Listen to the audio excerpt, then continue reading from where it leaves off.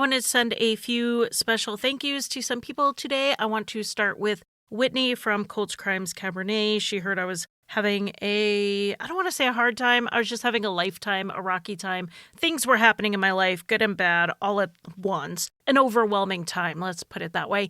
And she sent me a very nice gift card to help cover some dinner for my family, give me a night off. And I also want to thank some listeners who have also been so generous in donating to my coffee fund. Some of them sent me enough for coffee. Some of them sent me enough for a lot of coffee. So I want to say a very special thank you to Dan, Reva, Julie, Karen, Bonnie, and Sheila. Thank you so much for your support.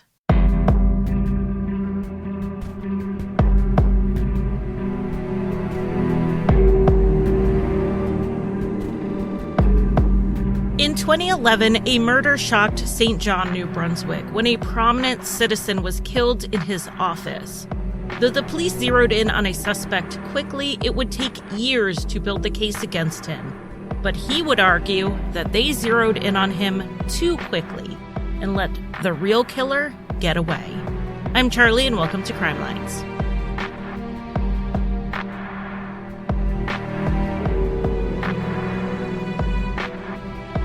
Welcome to Crime Lines. I want to say it was so great meeting people at the True Crime Podcast Festival.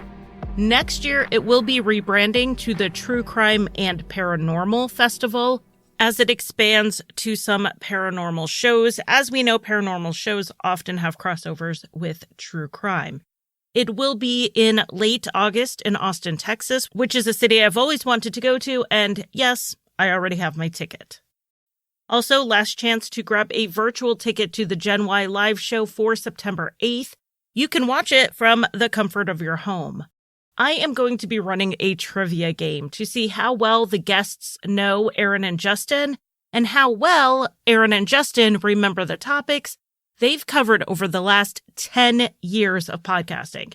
It's going to be an amazing event and totally worth it. And that'll round out a very busy 12 months of travel and meetups before I hibernate for the winter. But you can always catch me weekly here on the podcast, and this week you're going to catch me twice. This is going to be a two-parter.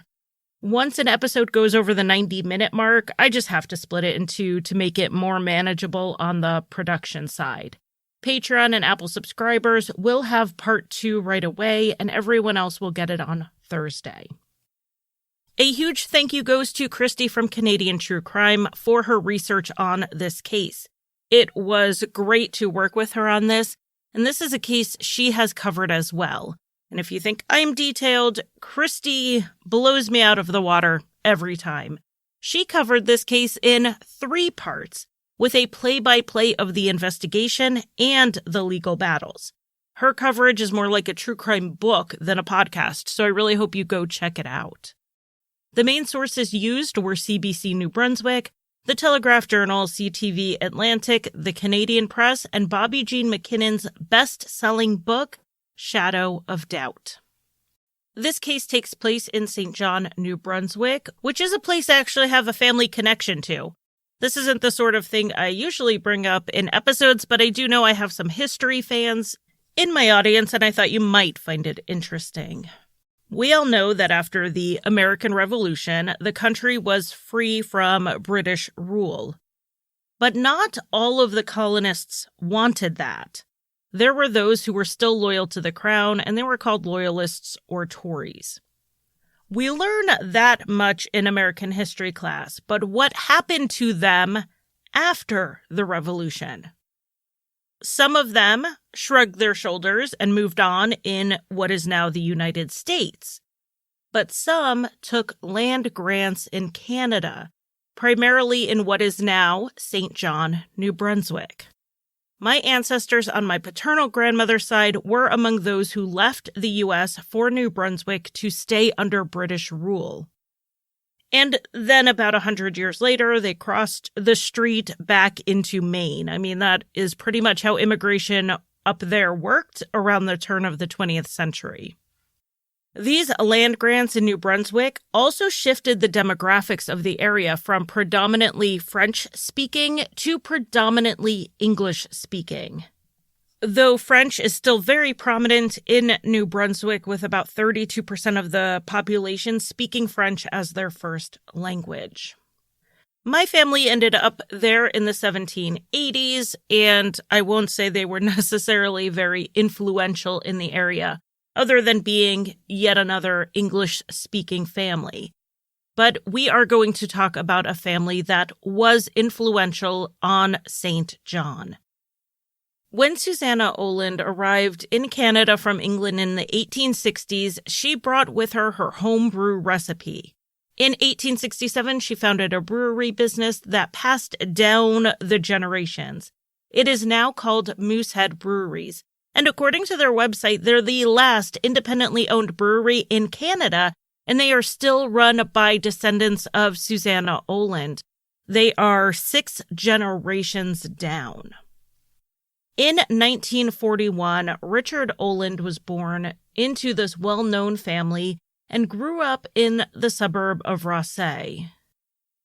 It's just about 10 to 15 minutes outside of St. John. Richard had a comfortable upbringing, financially speaking. He went to private schools, and he had a university education. When Richard was in his early 20s, he began dating a 16-year-old named Connie. The two married in 1965 and had 3 children together, 2 daughters named Lisa and Jacqueline, and a son named Dennis. Richard went into the Oland family business at the brewery, and he spent a lot of his time there. When he did take time for hobbies, it was usually sailing, and it was something he shared with his children. They knew that they had his attention when they were out on the water together, but frankly, they didn't often have it otherwise. Richard was mostly focused on his career. In the early 1980s, Richard was working as a vice president at Moosehead Breweries. The family had hoped that, like the generations of Olands before them, Richard and his brother Derek would become a solid team as far as the leadership went. It didn't end up working out that way, as both of them had their eyes set at the top position in the company. Neither seemed willing to work under the other one, and their professional competitiveness turned personal. There seemed there would only be room enough on the executive level for one ambitious brother. Feeling that Richard was too inexperienced to be president ahead of Derek, who was older, their father put Derek in as the executive vice president, and the message was clear. Derek was going to be the next president of the company. That didn't sit right with Richard, and in 1981, he left the family business. He moved his focus over to a trucking business they had on the side, and over the years, he would run multiple companies in a variety of fields. He worked long hours, and it paid off financially. It also paid off in the community. The growth made him an admired businessman who was also generous to a number of charities. But this case reminds me of the Barry and Honey Sherman case, which I covered in December 2020. So many people saw Barry Sherman as a sharp businessman who was as generous as he was ambitious. But others saw him as more cunning and ruthless than that. It seems the views on Richard Oland were similar in that your view of him would depend on where and when you encountered him. When he was donating to your charity, you would see him as generous. But if you were a mechanic with his trucking company who didn't get paid, or you had been the beneficiary of funding that he cut off, you might not see him quite that way. Even his wife and children would describe him as someone who was difficult to get along with all of the time. After doing research on this, Christy from Canadian True Crime settled on challenging personality to describe Richard Oland, and I think it absolutely fits. That wasn't just in the workplace either. It extended into his family and personal life. In 1996, Richard's father died. While all 3 of his children inherited personally, he set up their inherited shares in the family business based on how much they contributed to the business over the years. He didn't just give them all 33%. Instead, Derek, who was set to become president, got 53%. Richard got 33%, and their sister got 14%. Richard got a full third, which was what he would have gotten in a straight split. Derek's extra amount seems to have come from their sister's third.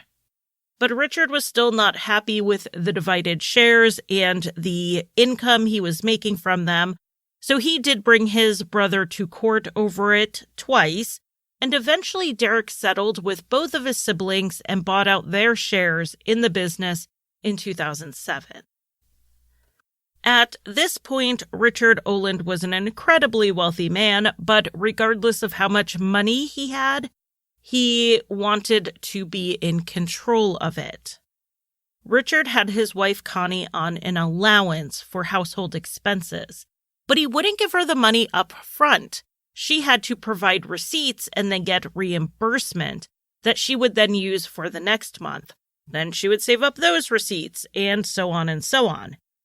It wasn't enough that she just stayed within Richard's budget. He wanted to know exactly what was spent to the penny and on what. As for how Richard treated his wife and children otherwise, it really wasn't unlike how business associates saw him. Connie did characterize Richard as verbally abusive, but she gave him some grace, saying that he didn't seem to register how his criticisms impacted those around him. He didn't see the power of his words. She believed that he was shaped by his own upbringing with a strict father who parented through put-downs. Connie said that a clinical psychologist diagnosed Richard as being on the autism spectrum, and she said the family had learned how to interact with Richard in a way that best accommodated him. And sometimes that meant keeping their distance from him when he was not being kind. I do want to note that the psychologist was a family friend, so it's unclear to me if this diagnosis was after evaluation or if this friend was just trying to give some informal information that might help Connie understand Richard better. And it does seem like this helped because Connie did give him a lot of grace for his actions and his reactions. Richard became more distant with his family in the aftermath of leaving the family business. The loss of that position and his future there really deflated him. He threw himself into developing these other businesses. At the time he left the company in the early 1980s, his youngest child, Dennis, was just entering his teen years. And while Richard had high expectations for all of his children, his son Dennis seemed to have it a little harder than his sisters. It may be because he was a boy. Maybe it was because he was hitting those teen years while Richard was also dealing with his own complicated feelings over leaving the family business. Maybe it was something else. It's probably a combination of things. In most families, Dennis would be seen as doing well. He did well in school, he went to the same university as his father, and he graduated with a B average. Now, the B average was a bit of a carrot-on-the-stick situation. Richard promised to buy him a car if he kept his grades up after he had a not-so-hot semester. And Dennis managed to do it. So Dennis was the kind of person who could be motivated to do better when the situation called for it. But getting his father's approval wasn't so easily done. After he graduated, with Richard's encouragement, Dennis decided to move to Toronto to work as an investment advisor. Richard was supportive of this, it seemed, so much so that he was one of Dennis's first clients. But instead of being the proud father client, he was demanding and bossy. likely more so because Dennis was his son. Rather than trust Dennis to know what he was doing as an investment advisor, Richard would call with his own thoughts and opinions and even flat-out orders for Dennis.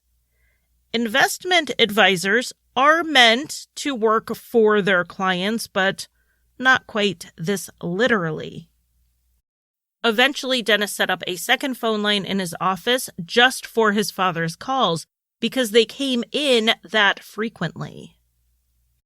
Dennis only stayed in Toronto for a few years, moving back to St. John in 94 or 95. He initially lived at home, but after he married, he and his new wife moved into another Oland family property. Dennis and his wife had 3 children together before they separated. The pending divorce complicated things for Dennis financially. The house they lived in, which was in the family for 7 decades, was part of his intended inheritance. But with a divorce, Dennis worried the division of assets would force a sale of the property. While he was paying $4,000 a month in child support, he didn't also have enough on hand to buy out his wife's interests in the estate. Richard found out what was going on, and he loaned Dennis over $500,000 to settle things in a way that preserved the family property. The two came up with a repayment plan, which had Dennis paying back $1,600 a month on the interest for the loan, and the principal would come out of Dennis's inheritance down the line. Otherwise, had Dennis had to pay the interest and the principal back, the payments would have been more than he could easily afford. It helped that Richard was worth around $37 million, so it's not like there wouldn't be plenty of inheritance left, even after deducting the principal of the loan. Dennis remarried in 2009 and continued to live on the family property with his second wife, his stepson, and his own children during his parenting time, and all of this was thanks to his father's help. Richard was, at the time, running a business called the Far End Corporation, which was an investment company. He rented second-floor office space in Uptown St. John. Below his office was a print shop that was owned by the owner of the building. In the summer of 2011, Richard was enjoying both business, family, and hobbies. Connie described it as a pleasant time for the family. Richard had time to go sailing, and he and his son Dennis were working on a family history project together. They had also recently celebrated the 100th birthday of one of Connie's cousins, which Richard made it a point to be home for. On the morning of July 6th, 2011, Richard had a slow start to his day. He was at home with Connie until his secretary called him at 9:50. He had a 10 o'clock appointment, and she wanted to make sure he was in the office for it. From there, Richard had a typical day at the office, taking meetings and keeping himself busy. At lunchtime, he sent his longtime secretary, Maureen, out to pick up some pizza for him while he kept working. His last meeting for the day ended a bit before 5:30. Maureen was then packing up to leave herself when Richard's son, Dennis, came into the office. Dennis had some family history documents he wanted to show his dad, and he was also supposed to pick something up. Leaving them to it, Maureen headed home.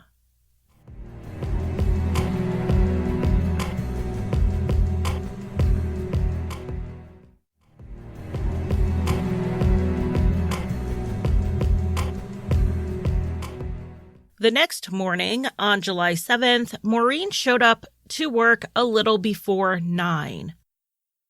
That was the usual routine. Maureen would get there first, unlock everything, and get the office ready for the day. When she went to head up to the second floor, she found the exterior door was already unlocked, so it seemed like someone had come in earlier than she had. That would occasionally happen depending on people's meeting schedules. When Maureen got up to the second floor, she found the first door she encountered to the office open, which was uncommon. It stayed closed even when people were there. But she went in and found the door that led directly into the far end corporation offices, and that door was closed. She pulled out her keys and used them to unlock the door. That doesn't mean the door was locked. Maureen just always needed to unlock it, so she did it automatically, and later she wasn't 100% clear if it was actually locked or not. When she walked in the room, it was chilly with the AC running high, and the lights were already on. Maureen also smelled what she later called a vile odor, and she wondered what was going on. She had carried in some Tim Hortons coffees, so she put the tray down on the conference table that was in the middle of the room. Then she noticed, to the side of the table, 2 legs on the floor. Between the smell and someone clearly lying out on the floor, Maureen panicked and ran out of the office to get help. She went to the printing store below and asked someone to come help her upstairs. So Maureen and the print shop employee went back up to the office, and the employee called 911 after seeing blood. First responders arrived and found 69-year-old Richard Oland face down in his office, having suffered a brutal attack. And by brutal, I mean there were at least 45 wounds to his neck, head, and hands. Richard may have been upright when the attack began, but much of it happened while he was vulnerable on the ground. There were both sharp and blunt force trauma wounds, resulting in 14 skull fractures. There were 5 distinct round head wounds with a cross-hatch pattern. The wounds on Richard's hands appeared to be defensive wounds. As you would assume, there was blood spatter pretty much everywhere. And there were no wipe marks. It didn't look like anyone attempted to clean up anything. But what's really curious was that there were no signs of a cleanup in the bathroom attached to the office either. Whoever carried out this murder would have been covered in blood, and I wouldn't have been surprised to see that they at least tried to wash up a little bit in the nearby bathroom like we've seen in other cases. But in this case, they didn't. There were also no signs of a burglary. Richard's Rolex was there, as was his wallet, cash he had in an envelope, and his electronic devices. Everything except his iPhone was accounted for. Maureen told the police about the last time she saw Richard. He was in his office, going over family history documents with his son, Dennis.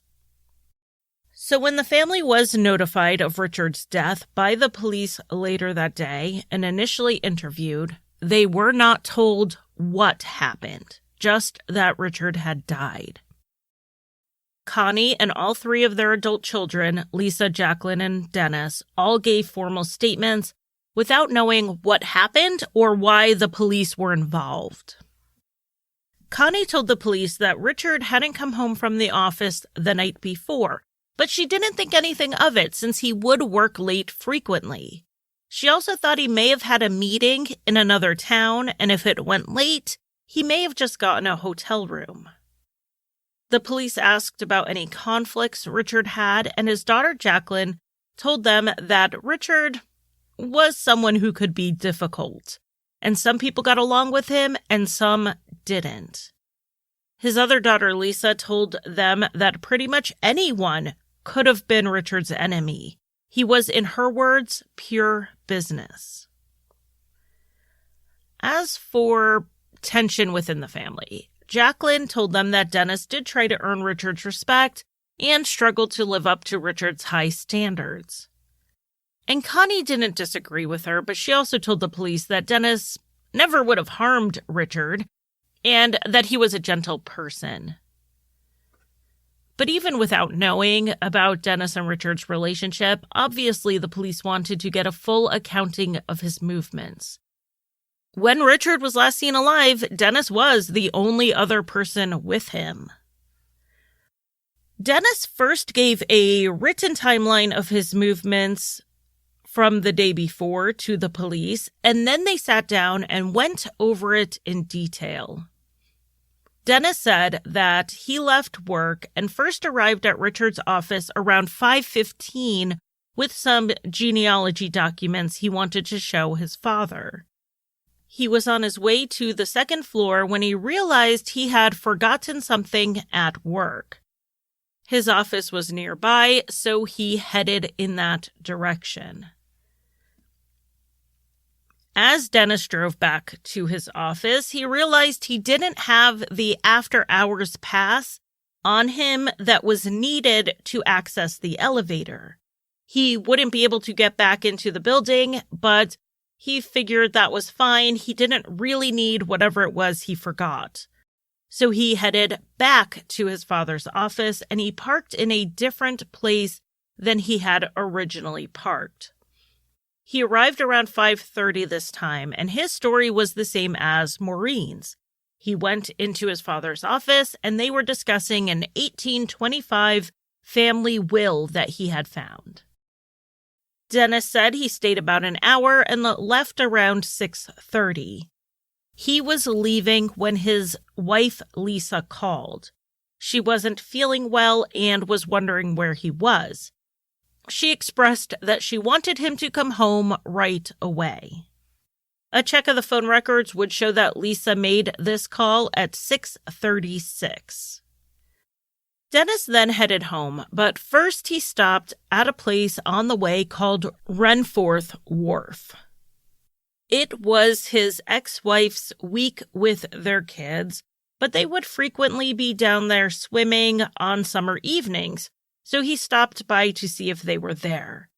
It would just be a chance to get midweek hugs from them. When they weren't there, he headed home, arriving around 7. Dennis said when he got home, he didn't see his wife, Lisa, at first. So he went upstairs to change and then went back downstairs to talk to Lisa. Lisa was angry with him that he hadn't come home right away like she had hoped he would since she was sick. He told her that he had stopped at his father's office, but didn't mention going to the wharf after her call since she was already angry enough at him. The two then ran errands to the supermarket and drugstore before they went back home for dinner. All of Dennis's points on his timeline for the rest of the night have him with Lisa, except when he ran back to the store to pick up some milk, and then when he was in the backyard putting their chickens in the coop for the night and doing some light yard work. But none of these periods were long enough for him to get back to his father's office and then home. The couple then went to bed around 11:30. With the timeline established, the interview then turned to Dennis's relationship with his father, during which he admitted Richard wasn't the easiest person to get along with. He said Richard wasn't entirely unreasonable, but that it was often easier to just keep some distance because it kept the peace. Even when they got together for family dinners and events, it could turn unpleasant if things didn't go the way Richard expected. But Dennis seemed, much like his mother Connie, to chalk some of this up to Richard being on the autism spectrum and also how Richard's father had treated him as a child. The one thing the two really connected on was their shared love of genealogical research, so that's what Dennis focused on when it came to spending time with his father. Dennis told the police about something else in his father's life that they were bound to find out about anyway. Richard had been having an affair, and not a short-term one. He and a local real estate agent named Diana had been seeing each other for about 8 years. Dennis knew about it. His sisters knew about it. Some business associates knew about it, quite a few friends knew about it, and more were learning about it in the last 12 months or so. But Connie, as far as her children knew nothing, and they wanted to protect her from that heartbreak, and it seems like they had succeeded.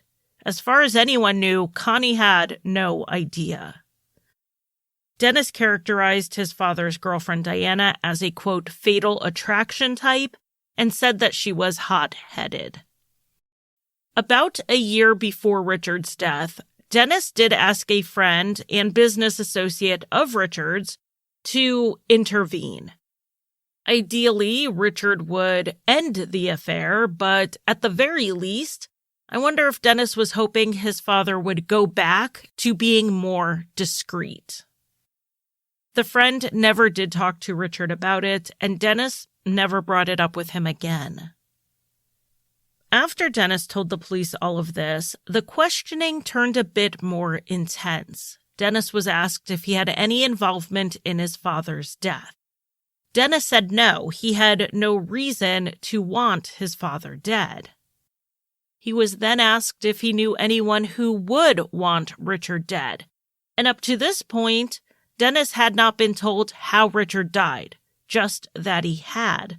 But with the police interviewing the family and then asking questions about enemies, anyone could see they were investigating a homicide. So Dennis started throwing out some speculation. Maybe it was a robbery. Maybe some jealous ex-girlfriend the family didn't know about. But still, he couldn't see Richard. No matter how many people in the world didn't like him, having an enemy to the level that they would have killed him. But maybe someone did feel pushed too far. The investigator then turned the interview back to Dennis's timeline. They told him they wanted to get it down as precisely as possible so that they could pull security camera footage in those areas and verify his movements. So Dennis went over his movements again about going to his father's office, then driving back to his own office to pick something up before driving back to his father's office. When he gave the addresses and streets that he drove on, it actually surprised the investigator a little bit. His office to his father's office was actually pretty close. He could have just walked there rather than walking down to the parking lot, getting in his car, driving, only to turn around and have to try to find parking again. Dennis explained that he drove in part because of the genealogy papers that he had in the car, but also in case Lisa called him and wanted him to come home, which is exactly what had happened. Dennis was also asked what he was wearing so that they could find him on the CCTV footage and know that was him. Dennis said he was wearing the same pants and shoes that he had on right then in the police station, a different dress shirt, and a navy blazer. Dennis kept going through his timeline, and the investigators would stop him every so often to get more details. Things like, why didn't he say hi to Lisa right away, but rather went upstairs to change first? Dennis said it was because he didn't see her in their house, and they had an open floor plan, so he assumed she was in the yard. So he went upstairs, changed, and then went outside to look for her. She wasn't in the yard, but as he walked back into the house, he saw that she was in the sunroom, and she was mad at him for taking so long coming home. For every question on his timeline, Dennis had an explanation. There was a break in the questioning, and then they went back through Dennis's timeline again. When he would seem confused, he would be drilled down on the details again and again.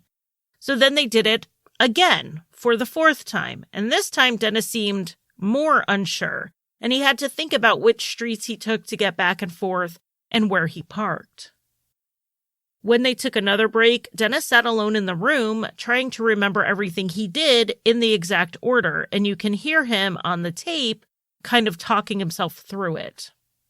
By taking breaks in the questioning and then having Dennis go through the timeline again, the police were trying to see if Dennis was just trying to recite some memorized alibi story or if this was really the truth.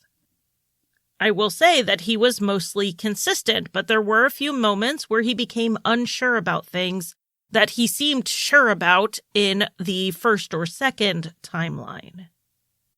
After going over the timeline for the fourth time and taking another break, the investigators came back in and told Dennis that he was the prime suspect in the murder of his father.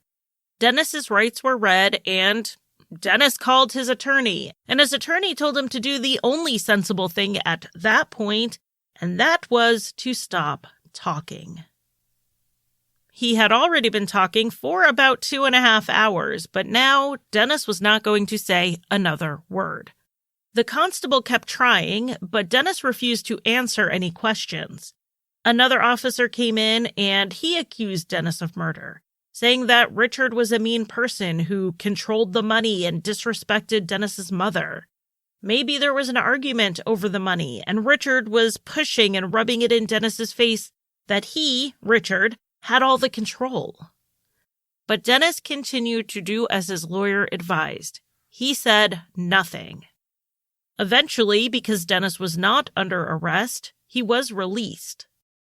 Something that surprised me, though, was that even though he claimed that the pants and shoes he was wearing in the police station were the same ones he wore to his father's office the night before, they did not take them into evidence. Dennis walked right out with them still on. It was late when Dennis left the station around 11 p.m., and the police surveilled him for the next week, but he didn't do anything suspicious in that time. In the meantime, they set about confirming or contradicting Dennis's timeline using witnesses and security footage. His wife confirmed the time he made it home, and the police did pull security footage from the stores Dennis said he had shopped at, and they confirmed he was at the grocery store a little after 7:30. But there was other security footage that would contradict Dennis on a few points. For one thing, they found the footage of Dennis leaving his own office and heading to his father's office. But instead of wearing a navy blazer like he said, he was actually wearing a brown jacket. Dennis said he went to his father's office at 5:15 the first time and left soon after. Then he returned at 5:30 and left around 6:30. But there was footage from a nearby restaurant of a silver car resembling Dennis's driving up the street at 5:16, 5:18, and again at 5:22. Dennis would say that the repeated circling was due to him looking for a parking spot. The footage then showed that Dennis left his father's office holding a reusable grocery bag at 6:12. He crossed the street, then turned around and crossed back over, heading back towards his father's office. They then had some security footage of Dennis at his car. He opened and closed his hatchback, then got into the car and drove off. Now, these movements were left out of his statement to the police. Dennis had been clear that his wife called as he was leaving his father's office, and she called after 6:30 based on the phone records. So where was Dennis going at 6:12? I'm sure the police would have loved to ask him, but like I said, he had a lawyer at this point. It's really honestly too bad that the one camera at that restaurant across from Richard's office building was all they had, because it really did have limited range. It didn't show the front of Richard's building, so they couldn't see if anyone else came or went after Dennis. But they continued to try to refine this timeline through witnesses, but then they ended up with more contradictions. One person interviewed was Diana, Richard's girlfriend. The two had a pretty active dating life in spite of his busy career and, their respective spouses. They saw each other several times a week and even traveled together with an upcoming trip to Maine already booked. According to Diana, after 8 years together, Richard was seriously considering divorcing Connie and marrying her, but he needed to get legal advice about it since he did have millions of dollars at stake. Diana said that she and Richard spoke every night at 6:30, but when she called him on July 6th, it went to voicemail. So she called again, and then she texted him. Along the lines of what Dennis said about her being hot-headed, these messages did start taking on an aggressive tone, and she sounded offended that Richard was ignoring her. So she ended up sending an angry text about him having his phone off, and she threatened to call his house. Then around 9:30 the next morning, Diana was going to a hair salon near Richard's office, and she saw all of the police cars outside. She texted Richard, "What the hell is going on with you?" And then later, she saw his car being towed from the office parking lot. She was worried something had happened, but she was thinking like a heart attack or a sudden illness. So she texted him that she loved him and she was praying for him, and she had no idea at that point that he had been killed. The police asked Diana for her alibi for the late afternoon and night of the murder, and Diana said she was home with her husband. She was essentially alibying herself and her spouse. The two lived about 30 minutes from the crime scene. So these calls and texts did help build out the timeline a little bit. At 6:30, Richard was no longer answering his cell phone, which was also missing from his office. Since Dennis left when his own wife called around 6:36, we have to say it is possible that Richard simply did not answer a call from his girlfriend in front of his son. But he kept not answering. The last time his phone successfully received a text was 6:44 p.m. At that point, the phone went offline, possibly destroyed. That is a narrow window for anyone other than Dennis to have killed Richard Oland. But then the police spoke with the people who worked at Printing Plus, the print shop right below Richard's office. 2 men were working that night, John, the owner, and Anthony, who was an employee. They both heard 6 or 7 loud pounding thumps from above, like someone had banged on the wall. They said that a shuffling noise followed. The 2 men looked at each other, but then the noises stopped. While these weren't common sounds to come from Richard's office, it wasn't unusual in a building. Someone could have been putting together a new desk or a new chair. It's not like they heard yelling or screaming. It doesn't sound like they heard any voices at all.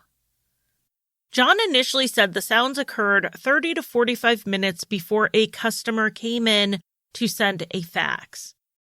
Checking the records, the fax was sent around 8:10 p.m., so we are looking in the 7:30 to 7:45-ish range. John would be less sure of this time later on, but his employee, Anthony, backed him up on this approximate time. He believed it was 7:30 to 7:45, but he admitted this was an estimate. Neither man looked at the clock. So Richard's phone, assuming the killer took and destroyed it, put the murder at happening probably before or around 6:30, which is when Dennis Oland was admittedly with his father. But then we have these ear witnesses who put the time at more like 7:30, when we know Dennis Oland was 20 minutes away because of the grocery store CCTV. This contradictory timeline would be a huge hurdle for the investigation to overcome, particularly as they continued to suspect Dennis. It was under the cloud of the investigation and the suspicion on Dennis that Richard's funeral was held on July 12th, with Dennis serving as a pallbearer. Over 450 people were in attendance, but the mayor of Rothesay later told Maclean's that in spite of these high attendance numbers, he didn't see people crying. It sounds to me like many were paying respects for the sake of the family or because it's the right thing to do, but not because they were mourning. So if the police were watching the crowd for their reactions to Richard's death, which I would hope they were, they didn't get much from them. But there was one person who saw something. She wasn't at the funeral, but she saw the news coverage about it and called the police. The woman saw Dennis Oland as a pallbearer, and she recognized him. She said that it was on July 6th, the evening of the murder, when she was at the Riverside Country Club with her husband. She saw a man in a sports coat walking towards the Renforth Wharf. He was carrying a reusable grocery bag, and when she saw the funeral on TV, she recognized the man as Dennis Oland. As he walked towards the wharf, she said he stopped to pick something up off the ground, before then looking towards the playground and then the lighthouse. He kept walking and sat down at the end of the wharf. He opened up the reusable plastic bag he was carrying and pulled out something red, which may have been a second bag, and he wrapped whatever he had picked up in the red item and then put it all back into this bigger bag. Then he got up and walked briskly to his car, which was a silver Volkswagen Golf, and then he drove off. Since Dennis had admitted he was at the wharf that night and the woman described the same make and model as his car, the police were sure this was an accurate sighting. Though the woman didn't report seeing the man do anything like throwing a cell phone into the water, the police did send divers down to see if any evidence could be found in the area of the wharf. Maybe the murder weapon, maybe the cell phone, maybe some other piece of evidence, but nothing was found. The police soon ended their surveillance of Dennis when they got a search warrant for his house on July 14th, 1 week after Richard's body had been found. In the time they had followed Dennis, they didn't see him attempt to get rid of any evidence. One notable item taken from the house was a brown jacket, similar to what it looked like Dennis was wearing when he was seen on the CCTV. It had a dry cleaning tag attached, and they also found a dry cleaning receipt from July 8th, the day after Richard's body was found. So the day after Richard's body was found, and after Dennis told them he wore a navy jacket, his brown jacket, the one he was really wearing, was dry cleaned. It wasn't the only item dry cleaned either. The receipt, which had Dennis's wife's name at the top, listed 19 items total. A number of other search warrants were issued for various computers, cell phones, Dennis's car, and his wife's sailboat. And all of this happened behind the scenes, with the media being given very few updates. Not to draw another comparison to the Barry and Honey Sherman case, but the police's strategy for dealing with the media was the same. Say little. And the press responded the same way it did in the Sherman case. After several months passed without any updates, they began filing for documents to be released to the public in spite of the court sealing many of them. And like with the Shermans, they were eventually successful in getting some information released, beginning in August 2012, over a year after Richard had been killed.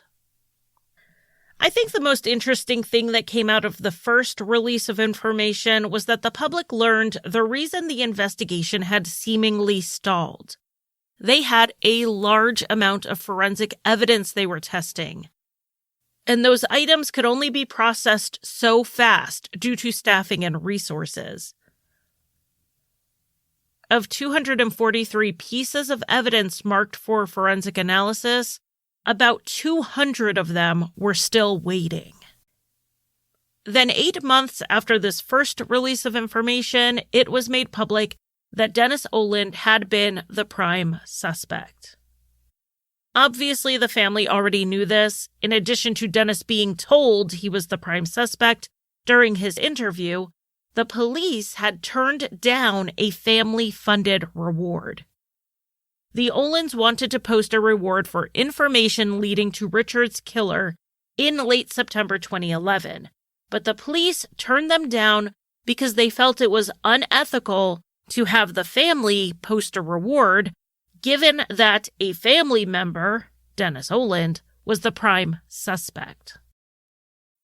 Some neighbors had also guessed that Dennis was a suspect since they saw the massive 8-hour search of his house a week after the murder. But then when nearly 2 years passed without any more movement, I know that I would have assumed they had cleared him. But he hadn't been cleared. And this new information about Dennis being a suspect included the information that he said he wore a navy blazer when he had actually been seen on security cameras in a brown one. Also trickling out around this time were reports that the police used a forensic accountant to go over Dennis's finances, which were frankly a bit grim at the time, and that Richard and Dennis argued.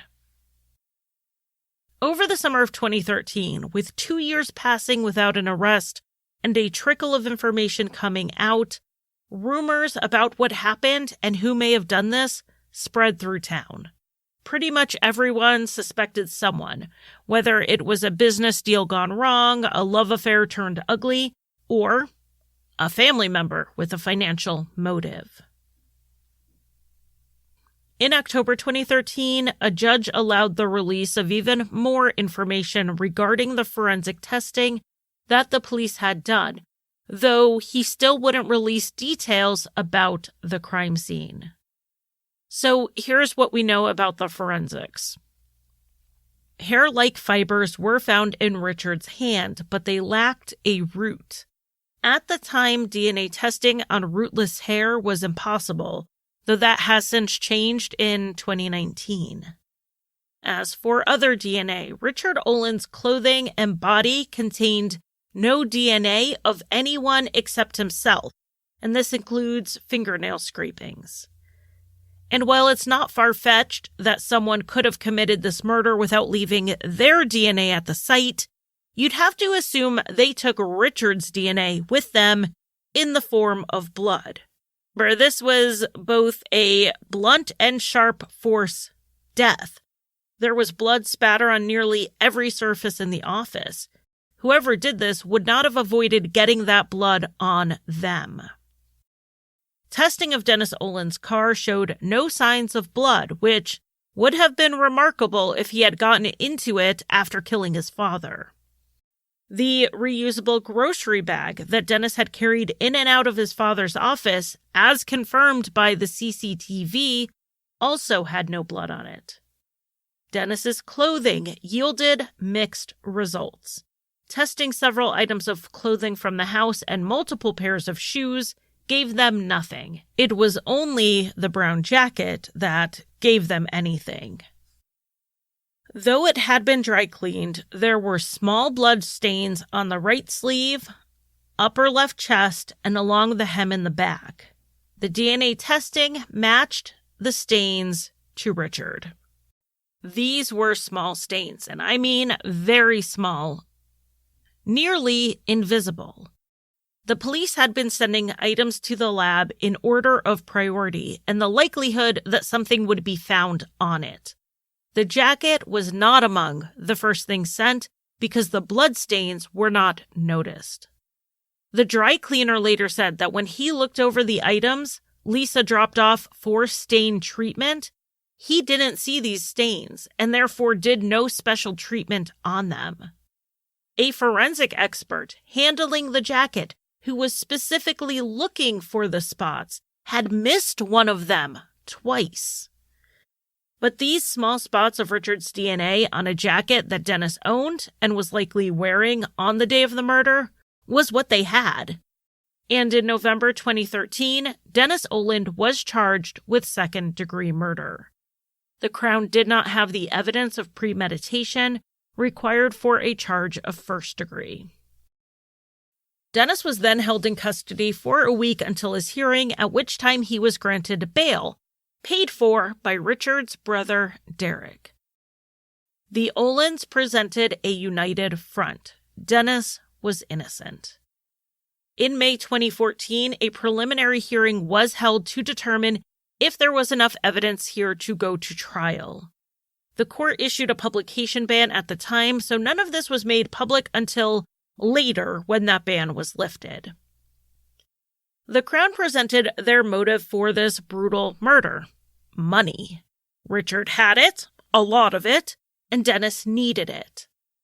Dennis had bounced his most recent loan repayment check to his father, and his bank account was overdrawn by $2,000. And Dennis was already a month behind on repayments, so this put him 2 months in arrears. Dennis was outspending his income, and not by a little. He had used credit to make up for this gap until the payments on those debts were just added to the bill for the month. Eventually, Dennis got himself in a position where he needed about $14,000 more a month than he made. That would cover both his bills and his spending. The Crown argued that Dennis's spending was, frankly, reckless given this deficit. In the 6 months prior to Richard's death, Dennis spent $20,000 on overseas travel. The Crown's theory was that Dennis didn't go to see his father to talk genealogy, or not to only talk genealogy. He waited until they were alone in the office to ask his father for another loan. This sparked an argument between the two of them that escalated until Dennis murdered his father in a rage, as evidenced by the overkill. The defense argued that the police had tunnel vision. The little evidence they had that pointed to Dennis Oland was because that was the only direction they were looking. The judge presiding over this hearing was not entirely persuaded by the Crown's arguments. There was zero evidence that Dennis asked or planned to ask his father for money that day, which meant there also wasn't evidence that Richard turned him down, which meant there also wasn't evidence that it led to an argument. I think the judge here would like our ripples of speculation analogy, where you have the evidence and you go out one ripple of speculation from the evidence, but beyond that, you're speculating based on speculation. And that was what the Crown was doing here. The judge also pointed out that Dennis didn't really benefit financially from his father's death. The will was set up so the estate was in trust for Connie. Aside from a payment for being co-executor of the will, Dennis and his siblings wouldn't get anything until after their mother died. Another point the judge seemed to agree with the defense on was about the suspicion on Dennis Oland. He remained the prime suspect even when there wasn't much evidence to support it. The judge said, quote, "The police merely had a hunch, and an unsubstantiated one at that." So those are the points towards the defense. As for the neutral evidence, the judge seems to put Dennis's jacket in this category.